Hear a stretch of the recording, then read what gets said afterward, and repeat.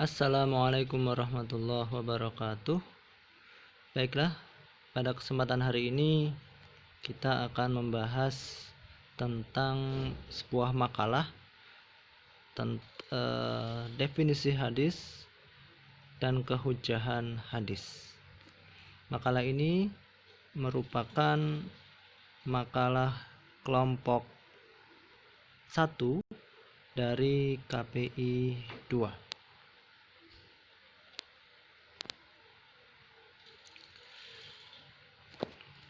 Baik, ini disusun oleh 4 orang, Farhan, Abdan Syakuro, Putri, dan Rizky Fajrin. Untuk halaman depan ini sudah cukup bagus, hanya ada sedikit koreksian, yaitu pada penulisan hadis. Hadis itu ditulis dengan HADITS. Ini jika dengan transliterasi orang Indonesia pada umumnya, itu boleh saja. Atau sesuai dengan KPPI HADIS, ini juga boleh. Atau sesuai dengan transliterasi Kementerian Agama HADIS, tapi S-nya ada titik di atas dan I-nya panjang, itu juga boleh. Atau dengan transliterasi internasional HADITH, ini juga boleh. Tapi ketika ditulis HADIST seperti yang ada di sini agak kurang pas, maka mohon untuk direvisi. Kemudian pada halaman pendahuluan ini ada beberapa typo. Di sini dan menjadi dam. Hadis masih berulang lagi di banyak tempat. Hadis ini kesalahan penulisannya masih banyak. Kemudian di bagian bawah masih hadis. Ini hadis. Hujjah itu transliterasi, maka harus ditulis miring. Ini juga masih hadis, ini masih hadis kesalahannya. Kemudian rumusan masalah. Rumusan masalah, bagaimana pengertian hadis, sunnah, khobar, dan athar. Ini transliterasi, harus ditulis miring. Hadis ini juga penulisan masih kurang tepat. Kehujahan, ini transliterasi, ditulis miring. Hadis juga kurang tepat. Tujuan, mahasiswa dapat mengetahui sejarah perkembangan hadis. Ini yang perlu diketahui dalam penulisan karya ilmiah. Tujuan itu menjawab dari rumusan masalah. Jika rumusan masalah 3, maka tujuan juga harus 3. Jika rumusan masalah nomor 1, bagaimana pengertian hadis, sunnah, khobar, dan asar, maka di tujuan nomor 1 seharusnya mampu memahami pengertian hadis, sunnah, khobar, dan asar. Yang nomor 2, fungsi hadis terhadap Al-Quran. Itu di nomor 2 tujuan mengetahui fungsi hadis terhadap Al-Quran. Nomor 3, dasar kehujahan hadis pada rumusan masalah. Dijawab di tujuan mengetahui dasar kehujahan hadis. Jadi tujuan masalah itu sesuai dengan rumusan masalah. Jika rumusan masalah 3, maka tujuan juga 3. Itu perlu diperbaiki. Kemudian pada pembahasan hadis Ibnu Mandur. Kata hadis berasal dari bahasa Arab, yaitu hadis, jamaknya hadis. Ini secara umum sudah bagus, secara substansi hanya penulisan hadis masih kurang tepat. Mustafa Azami mendefinisikan bahwa kata hadis secara etimologi atau lugawiyah berarti komunikasi kisah. Saya kira ini sudah. Jadi hadis memiliki arti secara bahasa dan arti secara istilah. Arti secara bahasa, hadis berarti baru. Sedangkan arti secara istilah, hadis itu ma'udhifa ilan nabi, sesuatu yang dinisbatkan kepada Nabi Muhammad SAW. Baik itu percakapan, baik itu perbuatan atau persetujuan atau wasfin atau sifat. Jadi perkataan Rasulullah itu hadis, perbuatan Rasulullah itu hadis, persetujuan Rasulullah itu hadis. Begitu pula dengan sifat. Begitu pula dengan sholat. Sholat itu memiliki makna secara bahasa dan makna secara istilah.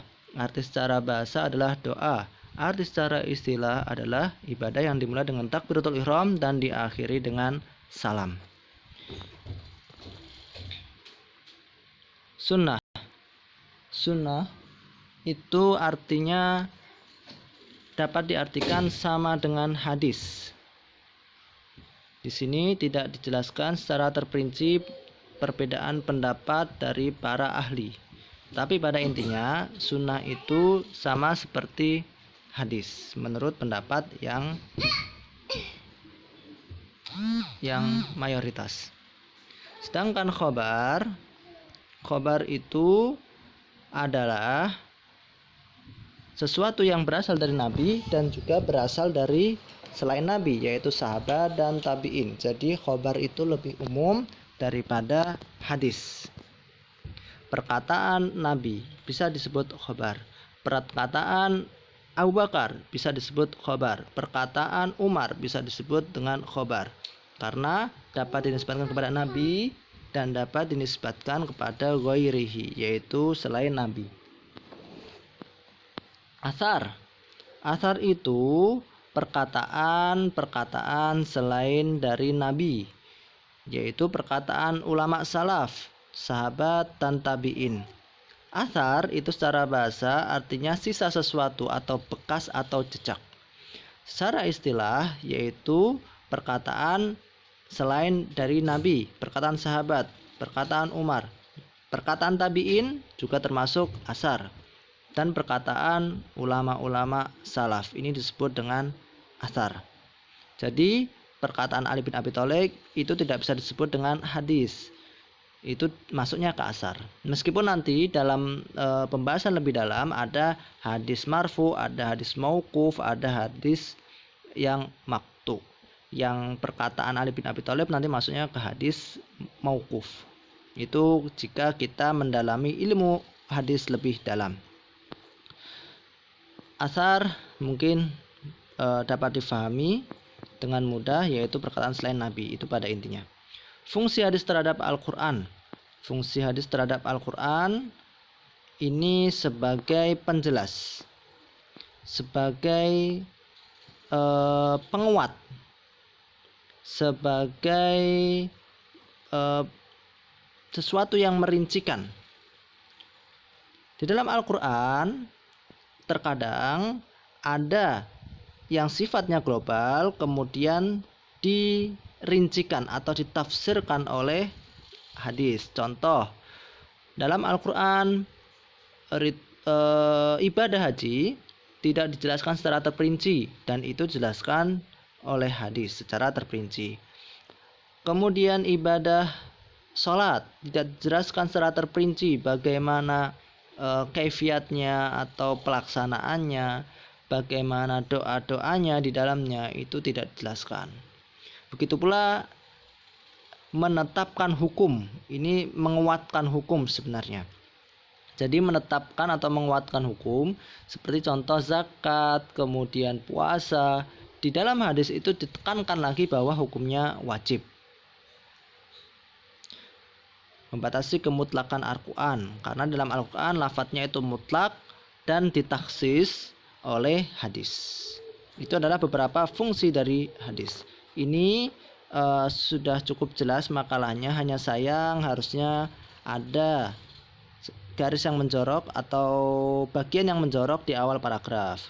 Ini juga harusnya menjorok. Kemudian ini juga harusnya menjorok, ini juga menjorok. Itu penulisan yang tepat. Dapat kita lihat footnote ini juga belum ada.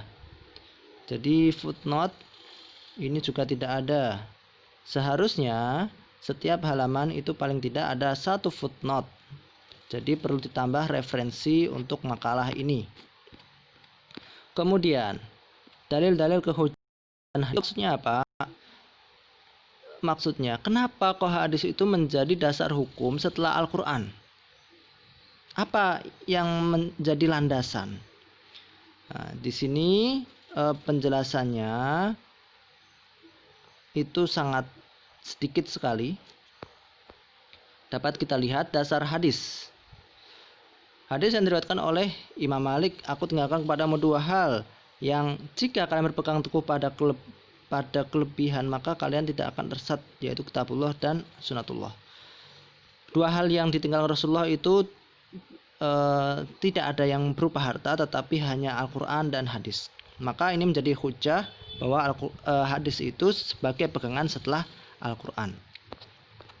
Kemudian wajib atas kamu mengikuti sunnahku dan sunnah khulafaur rasyidin. Sunnah ini yang dimaksud adalah hadis.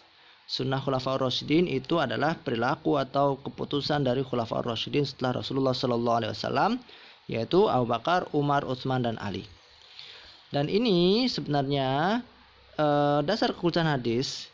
Di makalah yang lain dijelaskan bahwa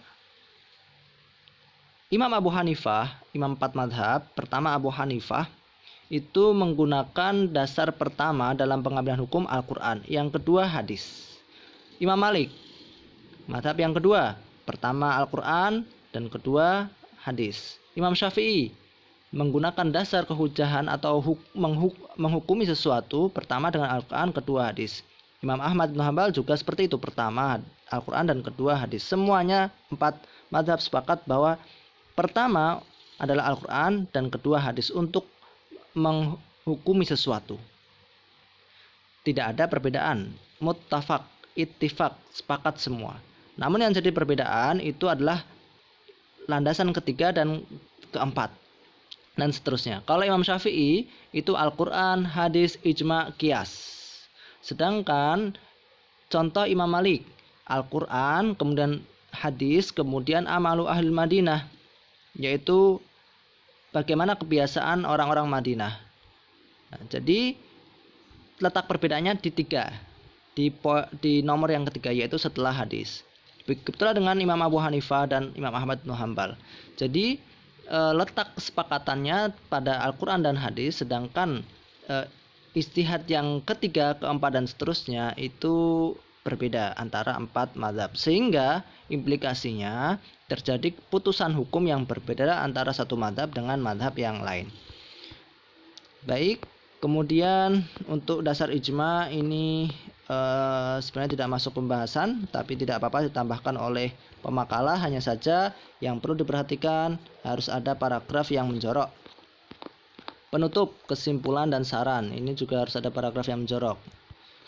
Ini juga harus ada paragraf yang menjorok. Nah, sayangnya di makalah ini tidak ada daftar pustaka. Maka masih ada kesempatan untuk merevisi agar tulisan ini menjadi lebih baik lagi. Terima kasih. Semoga bermanfaat bagi kita semua. Dan untuk pemakalah masih ada kesempatan untuk merevisi. Hal-hal yang kurang silahkan diperbaiki. Assalamualaikum warahmatullahi wabarakatuh.